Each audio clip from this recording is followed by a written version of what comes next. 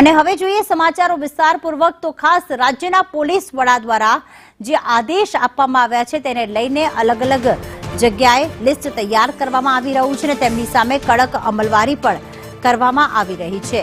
કાર્યવાહી કરવા માટે એસએમસીએ આખો તખ્તો જે છે તે તૈયાર કર્યો છે। સ્ટેટ મોનિટરિંગ સેલે અસરકારક કામગીરી કરી અને રાજ્યના 15 મોટા બુટલેગરો સામે કાર્યવાહી કરવામાં આવશે। જુગારના કેસના મોટા ગુનેગારો સામે કડક કાર્યવાહી થશે। કાર્યવાહી કરવા માટે એસએમસીએ તખ્તો પણ તૈયાર કર્યો છે। તમામની ગેરકાયદે મિલકત બાંધકામની વિગતો મેળવી તૈયાર કરેલી યાદીને નોટિસ પણ મોકલવામાં આવશે। હિરેન અમારી સાથે જોડાઈ ગયા છે। હિરેન, રાજ્ય પોલીસ વડાના આદેશની કડક અમલવારી કરવા માટે અલગ અલગ જિલ્લા પોલીસ તૈયાર છે, એમ એસએમસી પણ તૈયાર। શું વિગતો સામે આવી? આગામી સમયમાં શું કાર્યવાહી કરવામાં આવશે?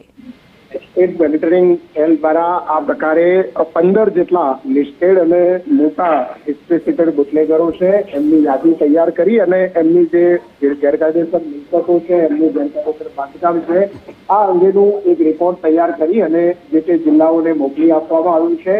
જે તે જિલ્લાઓએ એ રિપોર્ટના આધારે એ જે ગેરકાયદેસર દબાણ વગેરે છે એ હટાવવા માટેની કામગીરી કરવા માટે સૂચના આપી છે। સંબંધિત મ્યુનિસિપલ કોર્પોરેશન અથવા તો જિલ્લા કલેક્ટરે આ દબાણો હટાવવા માટેની સૂચના ગૃહમંત્રી કક્ષાએથી આપવામાં આવી છે। ડીજીપીના આદેશના પગલે એસએમસીએ પણ જે લિસ્ટેડ બુટલેગરો છે એવા 15 મોટા બુટલેગરોના આ અંગેની ડિટેલ જિલ્લાઓને મોકલી આપી છે। આભાર હિરેન તમામ વિગતો માટે।